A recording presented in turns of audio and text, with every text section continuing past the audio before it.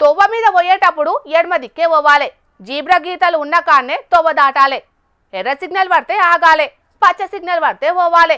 Car నడిపేటప్పుడు seat belt పెట్టుకోవాలి. ఇక బండి నడిపేటప్పుడు హెల్మెట్ పెట్టుకోవాలి. తాగినాక బండ్లు నడపొద్దు. పానాలను పరేషాన్లో పడేయొద్దు. అగో ట్రాఫిక్ రూల్స్ అన్నీ మాకు తెలుసు. ఇప్పుడు గవెందుకని అంటారా? గివి చూస్తే యాదికొచ్చింది. ఇక మీరు కూడా చూసేయండి. అయిందా? మంచిగా అయిందా? ఇప్పుడు చేతిలో స్టీరింగ్ ఉంది, కాళ్ళ కింద ఎక్సలేటర్ ఉందని అడ్డగోలుగా దొక్కి ఇష్టం వచ్చినట్టు పోతే గిట్లనే ఉంటది. మళ్ళా కాకెవలో గాని దెబ్బకు దేవుడు కనిపించినట్టున్నాడు. బగ్గ ట్రాఫిక్ ఉన్నది. తోపు లెక్క రాంగ్ రూట్ లో పోయి సొర్రుదామని చూసిండు.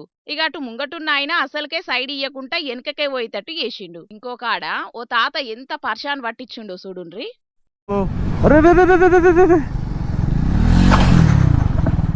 అబ్బరే బిడ్డ, తాత జస్ట్ మిస్ అయిండు కదా.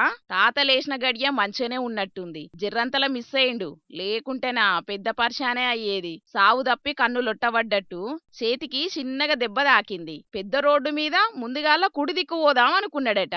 అటెంక ఏమనిపించిందో ఏమో, పోయేటోడు పోక ఎడమ దిక్కు తిరిగిండు.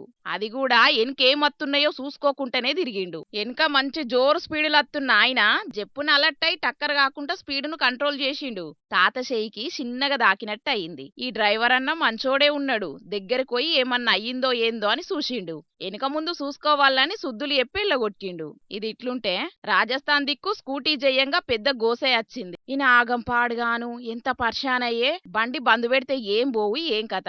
10 రూపాయల పెట్రోల్ కోసం చూసుకుంటే 1000 రూపాయలు ఖర్చు పెట్టుకునే కాడికి వచ్చింది కదా. రాజస్థాన్ దిక్కు జోధ్పూర్ లా స్కూటీ మీద వచ్చిన అన్న బండి షాలుండంగానే దిగిండు. పిల్లగాన్ని పక్కకెళ్ళగొట్టిండు. వెనుక కూసున్న చిట్టి తల్లి తెలిసి తెలియక ఎక్సలేటర్ ను పట్టుకోగానే బండి బుర్రుమని ఉరికింది. అట్లనే సీదా పోయి చెత్త చేదారంలో పడ్డది. నయం ముచ్చటేందంటే చిట్టి తల్లికి పెద్ద దెబ్బలేం దాకలే. జనాలు పిల్లగాన్లు బండ్ల మీద ఉన్నప్పుడు జరంతా పైలంగుండుండ్రి. అట్లనే ట్రాఫిక్ రూల్స్ పాటించి పానాలు పర్షాన్లో పడకుండా కాపాడుకోండ్రి. సరేనా?